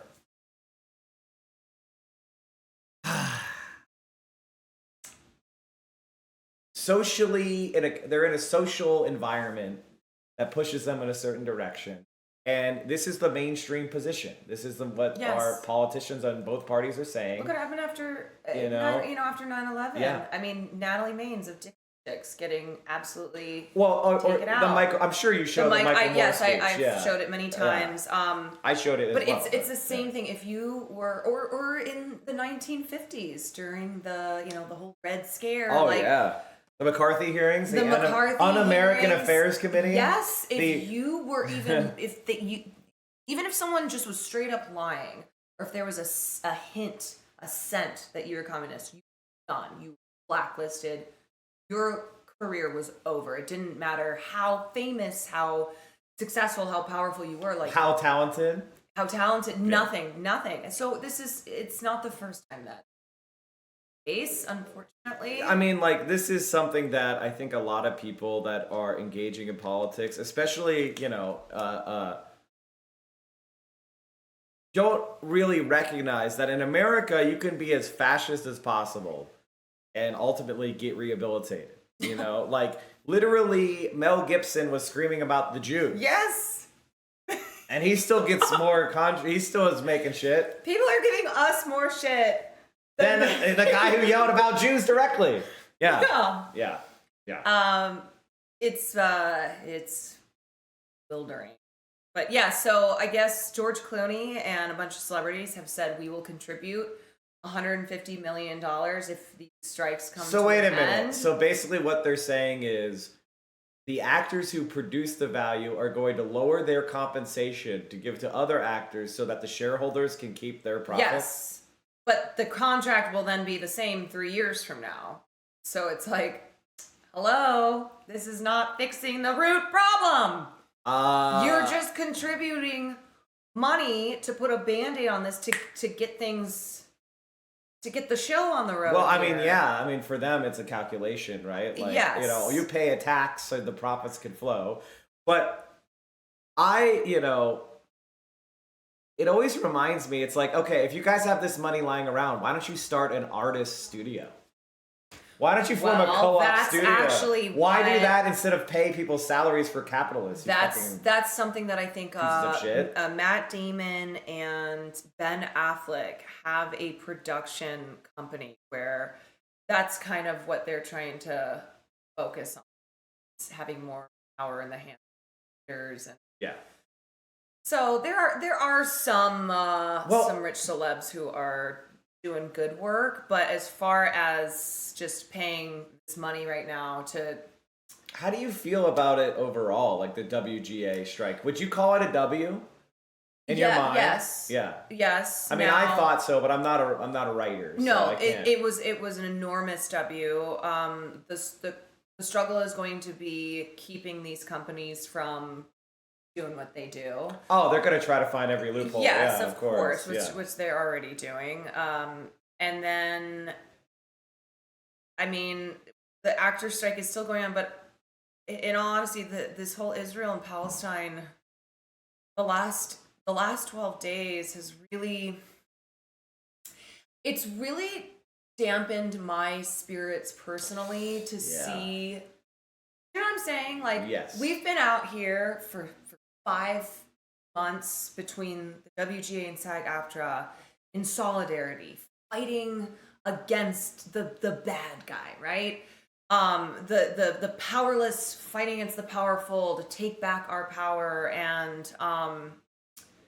to see just the all of the support for Israel and ignoring and the erasing of Palestinians. And yeah. I don't know. I don't know how I can't be affected like that when I see the same people who I've been on these picket lines with, who I've been following on Twitter, and amplifying Well, it's like the Fetterman each other's- situation for me. Yes, I know. Because It's depressing I know, as fuck. This is something that, as someone who's been around the block for a while, I know that Progressive But Palestine is an incredibly strong strain in American politics, and you will always be surprised by the people that suddenly are Zionists. And it's like, they're like, America's an apartheid state. America's racist. America's But then got when it comes to a Israel, structural racism. right. But anti-miscegenation laws and settler colonialism is democracy. And you're like, wait, what the fuck? You makes know, no sense. You know that the LAPD is racist, but you think the settlers in the West Yes. Bank aren't? What is going on? How are you for Black Lives Matter? How are you Exactly. for Ukraine? Yeah. And then also Israel. Like, Yeah. what? And I have just... It makes no sense. I have just in my brain, it's just like, I know this is how it is right now. And these people fundamentally have a certain element of cowardice to them. And I note it, I record it, Yeah. I never trust them. And it's just like, it is what it is. If I can get you to work with me, but I know fundamentally you're not with me when it really matters. And it sucks. Yeah. But I'm too stubborn to like care at this point. Like at this point, when I see someone be a piece of shit, I'm not going to allow that to defeat some other good that we might be able to accomplish. I'm just going to know that this person is really wrong on this. And of course, like, I still believe in fair wages Of and course, in yeah. profit sharing, and like, of course, I'm still a worker. And But that's why the studios do this kind of shit. Yeah. They're breaking the class consciousness, the class divide. It's a Yeah. way for them to bridge it. It's like racism is a capitalist tactic to disrupt this kind of cross-racial, working class, proletarian struggle. It's to find these cleavages and try to exploit them and try to divide the workers from capital. I think And that's what they do. I think the other thing really bothering me is how many people, since the strikes began, have been so vocal on Twitter, even though you would think calling out David Zasloff, Ted Sarandis, that you would be jeopardizing your career, but because we had the power on our side in doing it, right? So you were safe. You were safe in calling out. You were one of these everybody guys. was calling them out. Everyone was calling them out. It's called strength in numbers, yeah. But to see the radio silence from people who have been posting nonstop every day. It's the about same thing, solidarity though. and It's the same thing, though. right, because we don't have the strength in numbers. You don't have the because- consciousness. You don't have the solidarity. Exactly. You do on and that's, you do on the one, but not on the other. and that's the why failure. like we do have to. I never want to pressure anybody to their platform, but at the same time, we don't have that solidarity and strength in numbers until we have the fucking numbers. Until we have more people who are willing to risk. Well, did you see the poll on giving weapons to Israel? Yes. Like, the American people are bombarded with pro-Israeli propaganda that's completely one-sided, full of totally scurrilous bullshit, and yet they still don't want to give those weapons to be used on kids. And it's not that we have a persuasion problem necessarily, although I think we do a little bit. I think it's more like it's like the NRA. I want to use an example that's not the lobby because people will their shit on me and I don't want to have to deal with that. But when the NRA operates, they are a tiny fragment of the country, but they're highly militant, highly organized, and highly dedicated to pursuing their ideological enemies. Similarly, Zionists in America are highly organized, highly militant, highly hostile. Do you know that if you get them on you, it's going to be fucking around and it's going to be annoying for a long time? And people get fatigued with dealing with bullshit and they just take the cowardly way out. Whereas if we all did it, just as you point out, I know. they wouldn't have that power. They'd run out of ammunition. They don't have the strength to take us all on. Yeah. But people are not showing solidarity. They are not I showing your humanity. Even if they feel it, because how can any human being not know what's going on here, just the basics, and not feel solidarity for Palestinians unless they just don't view them as Well, like when you humans. are, I bet you get so many messages. People are like, oh, I totally support what you're doing, yeah. and they don't say shit. Yes. And that's how they soothe their conscience. They're using you to soothe themselves, which is like they agree with you, but they don't want to pay the consequences of agreeing with you. This is something that happened to me many times in the past. Yeah. And I learned my lesson. And How I do would be like, How do you balance I don't want to chastise people, and I don't want to make myself appear like I'm some fucking saint, some hero. well, then, yeah, because then what ends up happening is people start just being like, oh, she's holding me accountable. And then they start ganging up on you. Yeah. And it's like, this is well, how come you haven't taken a stance on this other There was thing? just okay. I'll give you an example. So they have me online that made me realize what you're describing. It was on a totally different creator. I'm not going to bring it up the details, but let's just say this guy is a horrifying criminal who's done evil shit beyond that you can possibly believe. That's probably there's few names that I've. And like no, I'm not. I'm talking about he went to federal prison. Oh, okay. For this evil shit. Oh. And I thought that this is beyond the pale of like forgiveness. Mm-hmm. And when I found out about it, I called it out and said, this guy is like one of the most evil fuckers I've ever seen. And people dogpiled me and just like went after me because he was clouded. You know, he had money, he had power, and I was not. And I was like, oh, like I thought you guys believed in the shit. Yeah. But when it comes down to your chance of maybe getting a little bit more something, you were willing to sell it out. It's just safer. And that was when I was like, fuck, okay. And I kind of pulled back from a lot of other people when that happened. And I was like, I became more skeptical and more like, you know, on my own island.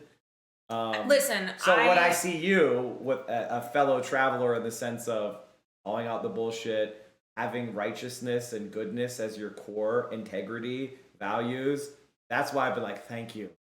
Somebody else has integrity on this platform that I can, you know, collaborate with. It's something that you can learn too. I wasn't always like this. Me neither, yeah. Yeah, I mean, especially in my early 20s, I'm just a person who, as opinionated as I am, I also am obsessed with being liked and not rocking the boat and making sure that making sure that I come across as someone who's smart and has her beliefs, but isn't controversial, isn't, the way that like I've been viewed this week as just, Well, I mean, nobody wants to be no like one that, wants that, but yeah. like it was something where I was much more concerned with kind of playing the game a little bit more. This is also when I work in politics, so like that's what you do. Just playing the game and being safe and getting to appear a certain way while also just that being very like me being very specific in the things that I said or that I didn't say. Yeah. And so I never had that bone in my body. Yeah, Jack. so, like, I'm trying to tell I was always people- like, oh, this is wrong. yeah, I'm trying to explain to people that this is something where you can at any point in your life make the decision to finally say, I can't be like that anymore. I have to say something when something is wrong. And there have been multiple points this week where I've not gone to stop myself, but just had a moment of hesitation going, okay, if you publicly call out these names on this letter, which I did, you're going a step further than just going, look at this letter that people signed in support, to like go through the names of very powerful people in Hollywood. Yeah, that's that's taking it to another step that I think arguably I could have felt satisfied by going, well, I called them out in a sense, but then to just kind of go. But I sleep really full well, throttle. don't you? Don't you? Sleep really well now? I sleep well when I can get sleep. Yeah. Well, you had to come on my stream. That's true. Aren't you glad you did? I'm very glad I did. I think that we are a great combo. I love talking with you always, whether it's here or Random Paris streets where you're getting cigarettes for our waiter. That was when I realized you were a real one. When the French waiter came up and said, "Oh yeah, the cigarette shop is down there. Hey, Yeah. can you get me a He pass?" goes, you and need you to were get like, him in 5 minutes because it closes. and then you're like, Oh. I gotta get the French waiter cigarettes. Yeah. I was like, I got you, dude. I'll try. Oh man.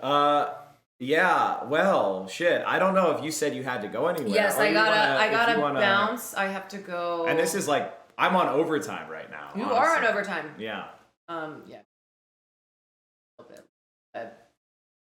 Well, we should do it again. TwitchCon. You know, Yeah, I'm yeah. like, I have a hard time talking with people who don't have the same life experience. I think we have very similar life experiences, actually. Yeah. So when we talk about politics, we're touching like all sorts of stuff because we were down in the trenches. We did the finance staffer work. I did a political director thing for a campaign. Yeah. I mean, you actually ran for fucking office. I ran which for office. I was when I was 29. Very stupid. Yeah. As soon as I started working politics, I was like, oh, I'll never run for office. I wanted. Well, that's how I got into it. But Mm-hmm. oh man, I should show you some of my hilarious shit sometime. love Remind to me. see I will that. show you like my cringe ass merch I had. I had like the worst photographs that have ever been taken for a human being. I would hand people my merch and they'd go, "Wow, you're way better looking in person." Oh no. Yeah, it's never good when you're running for office. Yeah. Oh my Or god. just in general. I think my staff actually. It's so bad, man. It's so bad. Like this is one of the photos. Like I did it. I kept that as an emote. Isn't that funny? Oh my god. Isn't that terrible? I would never have known that was you. Yeah. Yeah, that was me once upon a time. Yeah. I had a very short hair and all that. Wow. It's you terrible. are giving running for office much more than this, Now, this, all my year. like Twitch bum guy. Yeah, I know.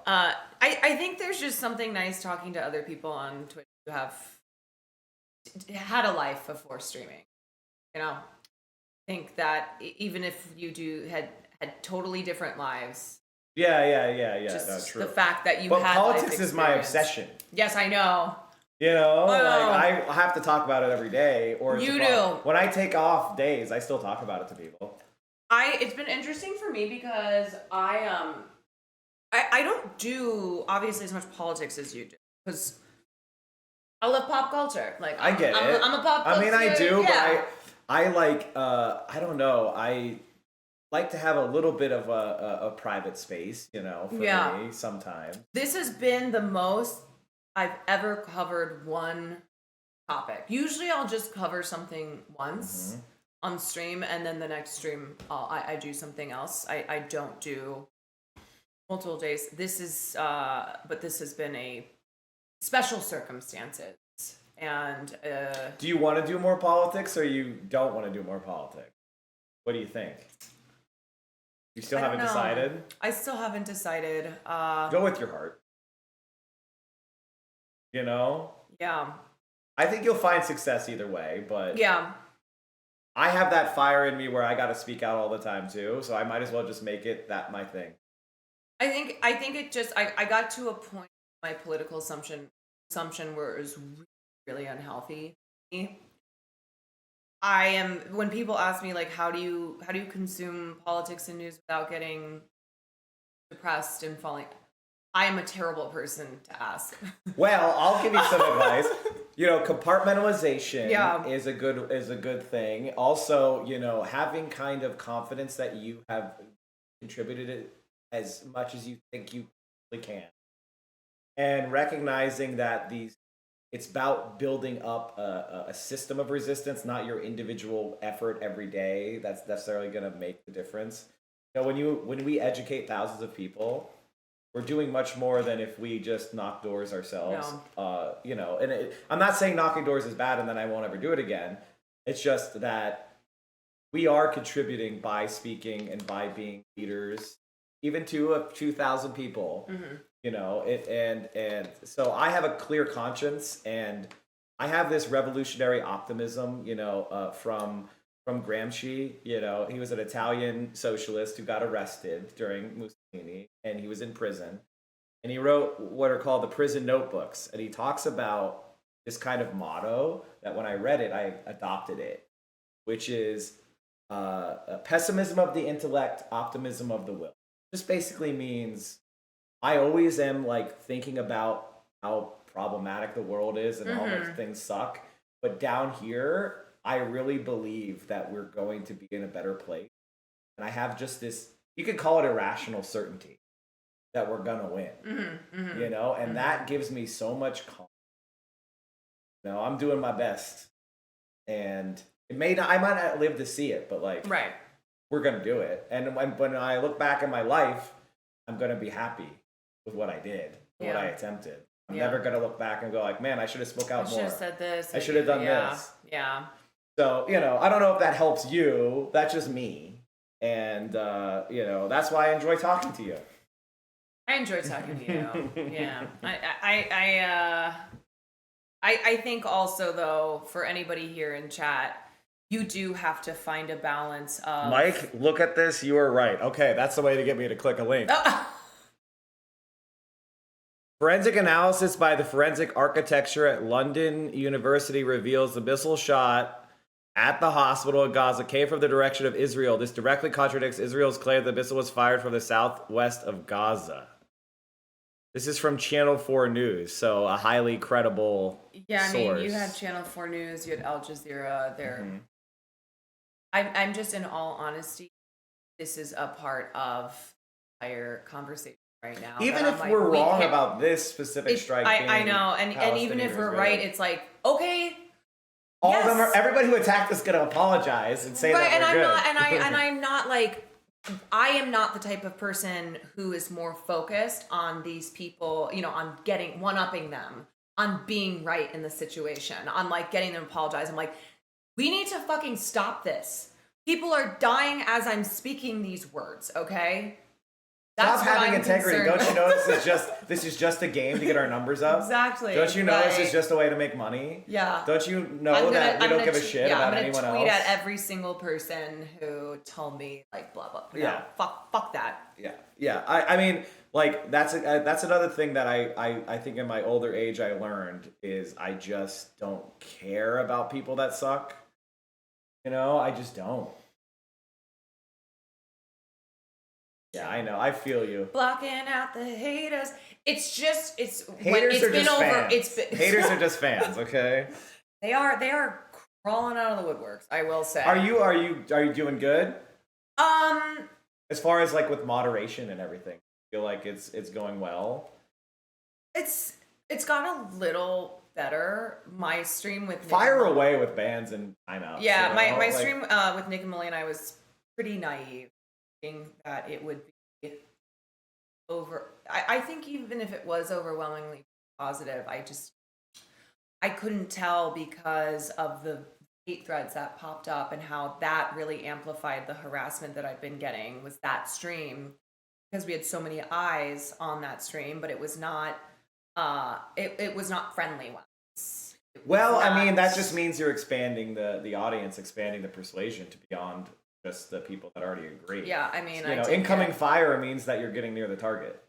You Yeah, I know, guess like that's you should true. remember that as well. Yeah, I was pretty naive though, and because Will had said to me before, and he goes, "Oh, you're open can of worms with this." I said, "We're just gonna have a convo though. I mean, they're supposed to represent people who don't know anything about this, and If you ever need somebody to be the main person hated, you can bring me. People will go after me more. I just attract the flack more. I don't care.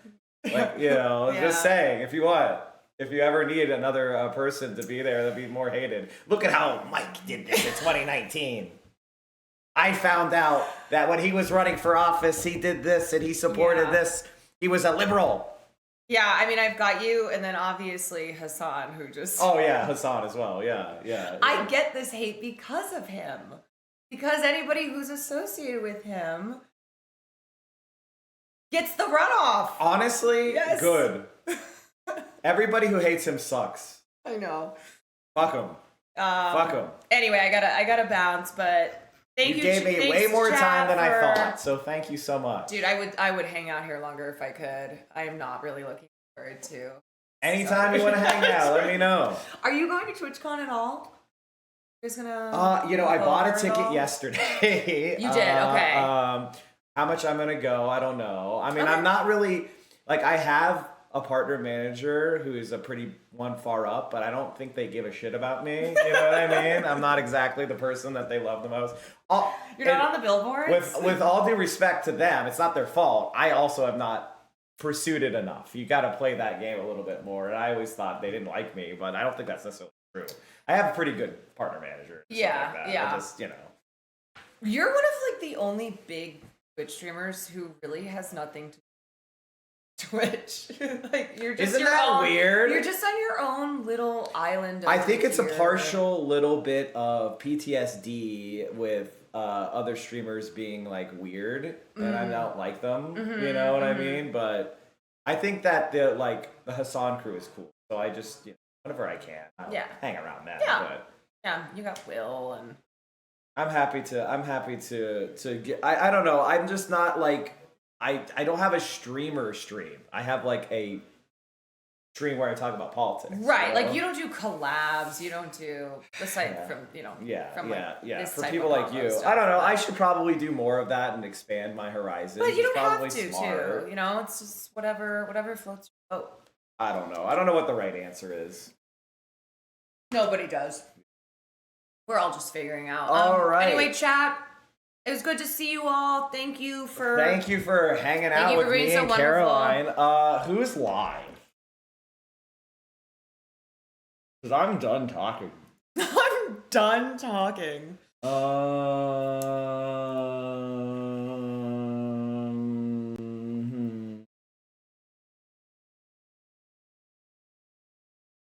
Do you feel like you raid the same people all the time? Do you try to? Yeah, I've been rating Vio a lot, lately. To be honest. she's your queen. she's a queen, and she's always doing stuff that makes me laugh. You know? Yeah. She's Yeah. you know what? Because I gotta be honest. After a 6-hour mic stream, especially with this stuff, you kind of need to go somewhere that's maybe a little reprieve, unless people just. Well, people will go watch consume us it. on. That's too, true, and you they'll know? they'll go find their other political streamers. But I do think I keep telling everyone you have to take care of your mental and physical health. Do you have to somebody stay that strong. I should look for? Like, Let me check my phone and see if there's. Yeah, I mean, again, you know, me following people, like, come on. Sure. That's not a thing. Like, I don't follow big channels. Don't look at my follower list. Don't look at your follower Yeah. list. Did you say? Yeah. Let's see. I have one idea. Mike Hassan Caroline, that's a good track. Hassan's losing his mind trying to get his internet to work. Well, I told him I know. if he wants to come over and Same use with- this room, with he can Nessa. use this room, Yeah, you know? he's just been. He doesn't want to leave the hotel. I get it. Yeah, I yeah. get it. My birthday is tomorrow. I'm hoping for Romeo so I could ask for a happy birthday. Oh yeah, happy birthday. I just showed you guys my dog, Romeo. He just had cancer surgery. Oh, how's he And doing? He is not here. So he is recuperating. Okay. And he is cancer free. Okay, I thought you were saying like he's not here. Oh no, he's alive. Okay. He survived. He won. He won the battle. He won the battle. He won the battle. But he has like a 15-inch incision. Oh god. So he's on the recovery train right Yeah. now, you know. So you start with that like, yeah, he's doing good. Yes. He's doing good. I'm sorry. Yes, I'm there are sorry. other people in chat who I'll show you, were like, you know, here, "Oh this is my his picture. god, what a way to end this." This is stream. his picture. So depressed. You know, this is him. He's a little cutie.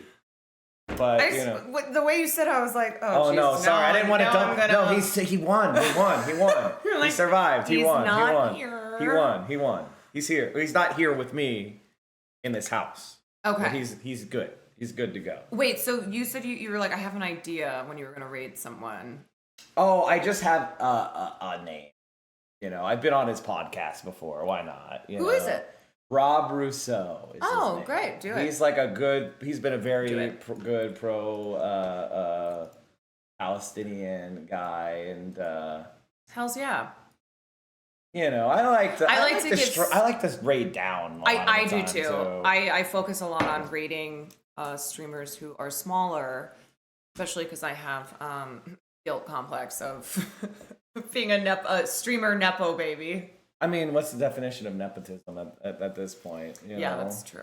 I Like, know. I feel like I got a lot of help from people, and then I also worked hard Yeah. as well. So Of course. you know, Yes, but I do like to help people. a lot of people get rated a lot and then don't blow up. you Yeah. know? So are they nepotism for failing?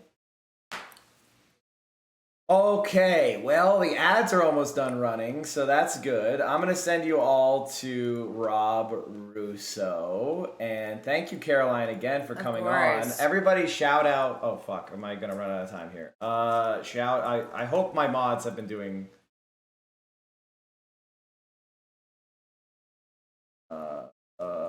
Is that it? Yeah. Okay. There we go. Beautiful. Thanks for Okay. having me on. Well, thanks for coming. Good to see you as always. Yeah. I want to hang out with you guys some more off stream. I just have to bounce. So Yeah, let me know. just invite us to everything. No.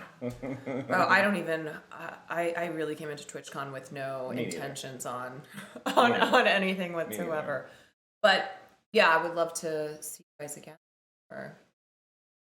All right, Peace well, out. thanks for hanging out. Bye, everybody. I'll see you all on Monday. Or maybe Sunday if I feel like it. All right, bye.